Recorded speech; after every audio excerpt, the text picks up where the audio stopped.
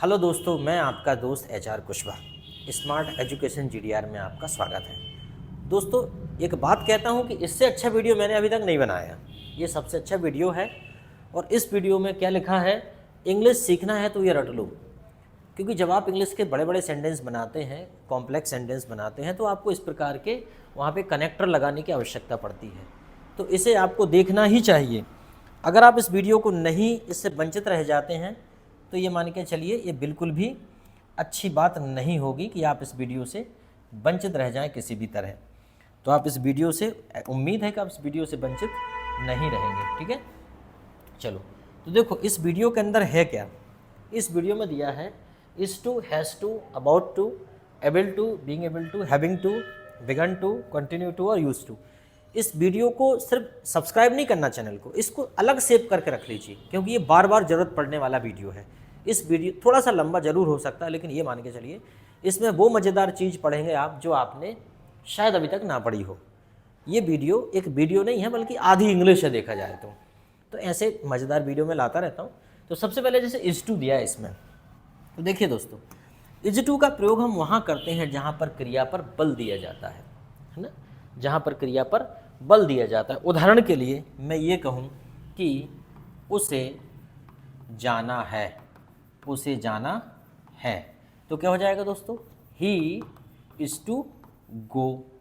जैसे मैंने कहा तुमको मेरी मदद करनी है, तो क्या हो जाएगा, you are to help me. कुछ भी तो नहीं करना, सब्जेक्ट लगाना है, हेल्पिंग वर्ब लगाना है, टू लगा के वर्ब लगा देना है।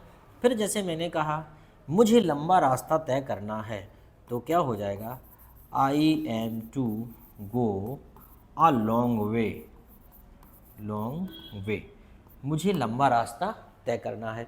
जैसे हमने कहा उसे तुमसे शादी करना था, क्रिया पर बल दे रहे हैं, he was to marry you.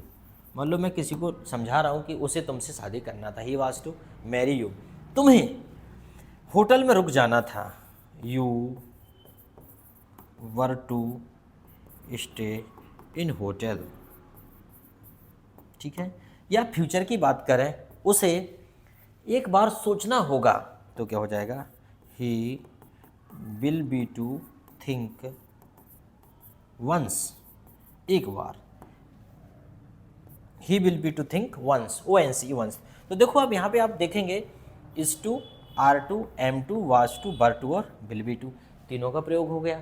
तो क्रिया पर जहाँ पर बल दिया जाएगा, where there be emphasis the verb, where we use is to, am to, are to. Understand. चलो नेक्स्ट वन, हैज़ टू।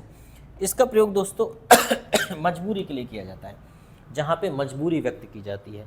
और हिंदी में अगर कहें तो जहाँ पे पड़ता है शब्द आता है, जैसे कि उसे, उसे पैसे कमाना पड़ता है, उसे पैसे कमाना पड़ता है।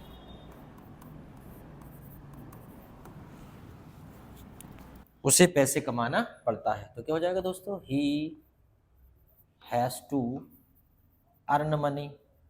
अब मान लो इसी में मैं कहूँ कि तुम्हें पढ़ाना पड़ता है, तो क्या हो जाएगा, you have to teach.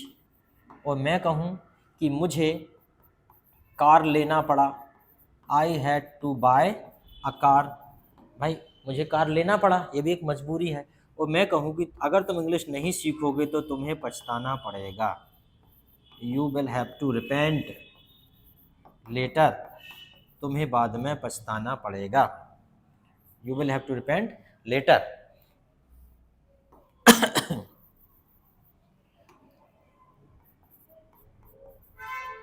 You will have to repent later. तो आप देखेंगे आप यहाँ पे has to, have to, had to, will have to. तो देखो हमने सभी प्रयोग कर लिए प्रेजेंट, पास्ट, फ्यूचर में, बस यही सब है।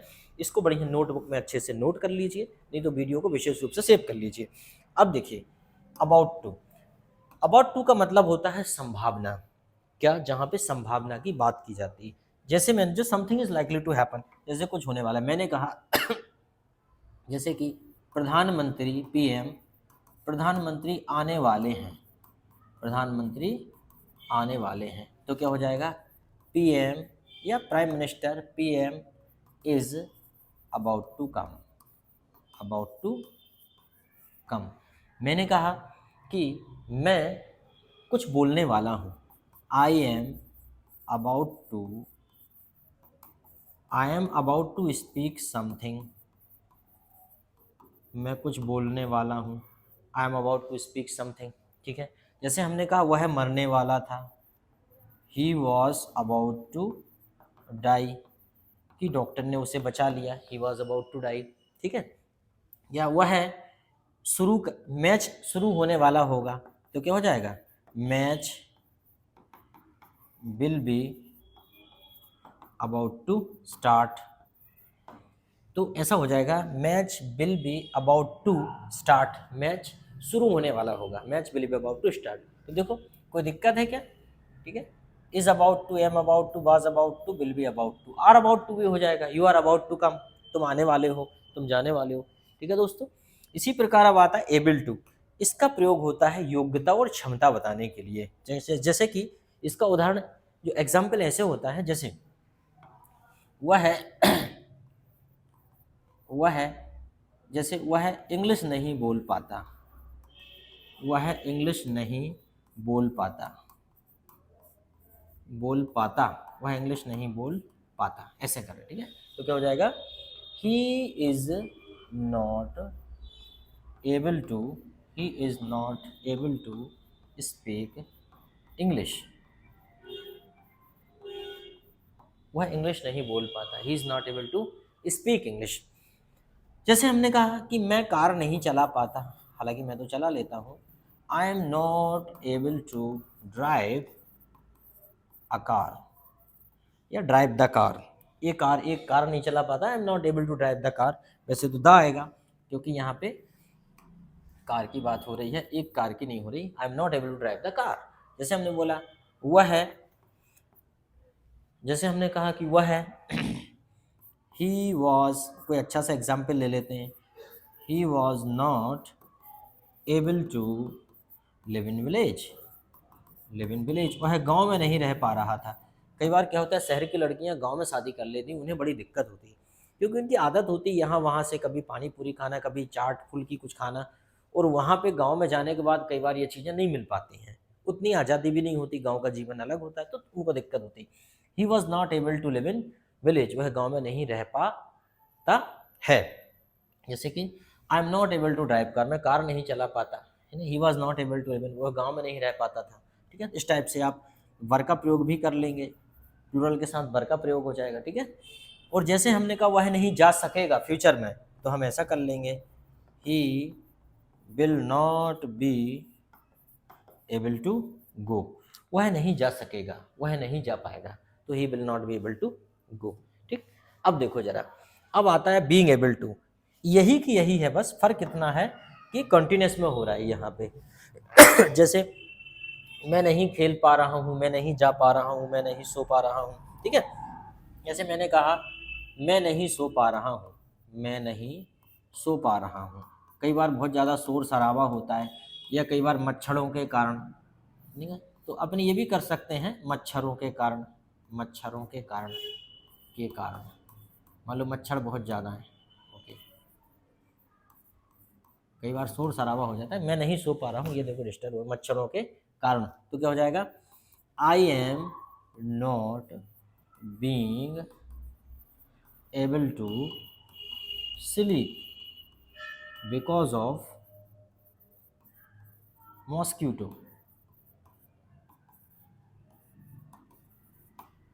मॉस्क्यूटोस, मैं मच्छरों के कारण सो नहीं पा रहा हूँ, I am not being able to sleep because of mosquito. तुम मेरी समस्या नहीं समझ पा रहे हो, तो क्या हो जाएगा, you are not being able to understand, you are not being able to understand, sorry ये अंडरस्टैंड है, माई प्रॉब्लम्स, तो मेरी समस्याएं नहीं समझ पा रहे हो। एक प्रॉब्लम की बात है तो एस हटा दो, प्रॉब्लम हो जाएगा। ठीक है, प्रॉब्लम, ठीक है, ये अंडरस्टैंड है माय डियर, मैंने कुछ और ही लिख दिया था इसको, अंडरस्टैंड,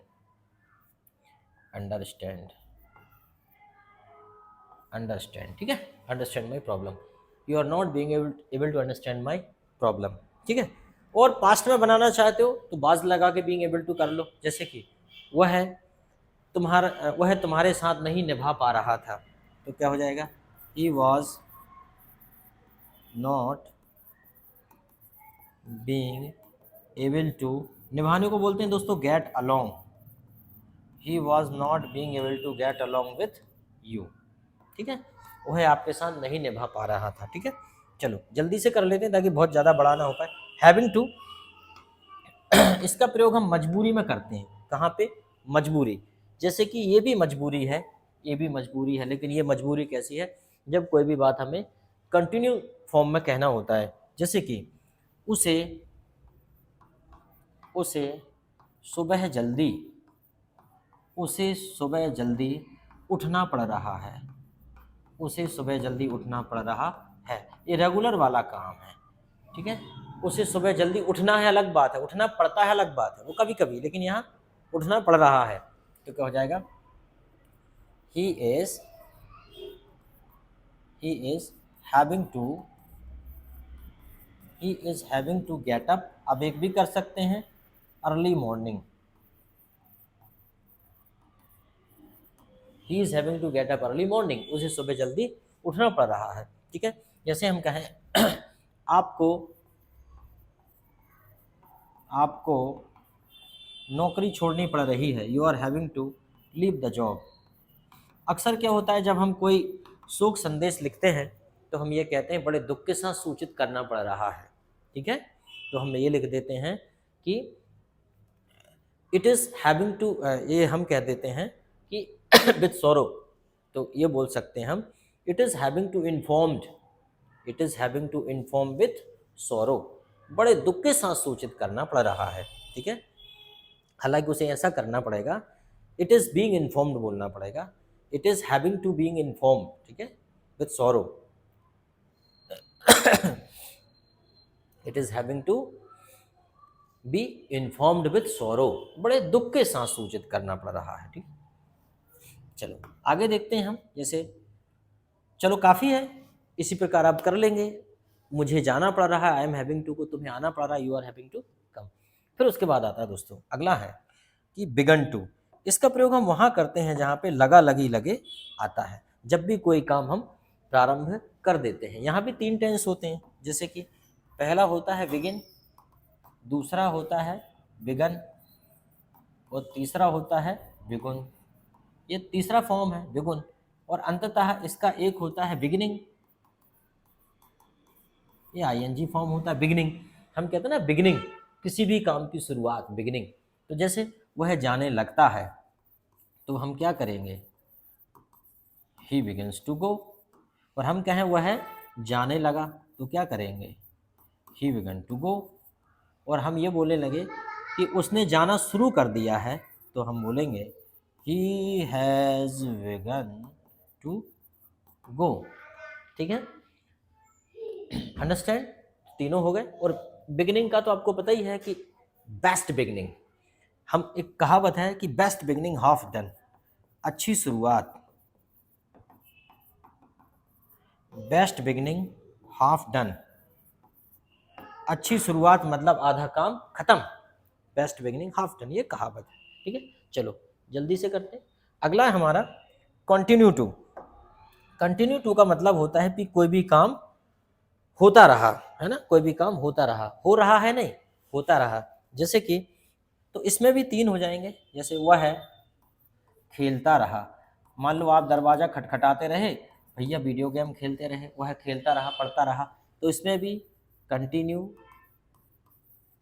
कंटिन्यूस या कंटिन्यू, समझ गए, सिंगुलर प्लूरल का मामला है, सिंगुलर में कंटिन्यूस और प्लूरल में कंटिन्यू, पास्ट में कंटिन्यूड,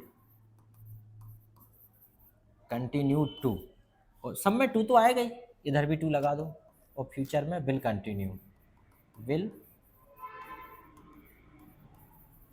कंटिन्यू, ठीक है, सॉरी विल कंटिन्यू होगा, ये तो आपको समझना है, विल कंटिन्यू, ठीक है।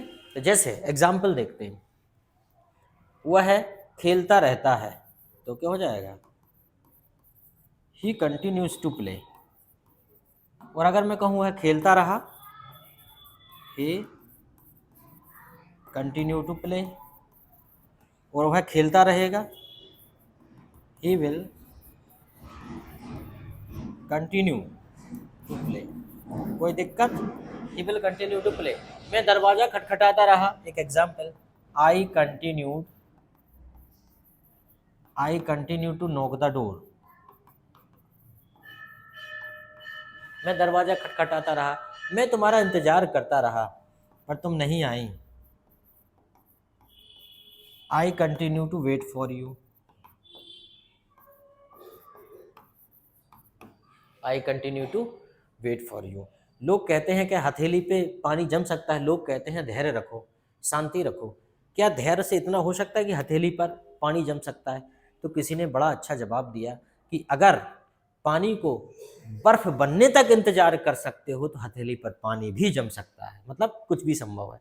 चलो लास्ट बचा यूज टू पुरानी आदतें बताने के लिए हम इसका प्रयोग करते हैं। पुरानी आदतें जैसे वह है जैसे वह है हम कहें कि वह शराब पिया करता था, आजकल नहीं पीता।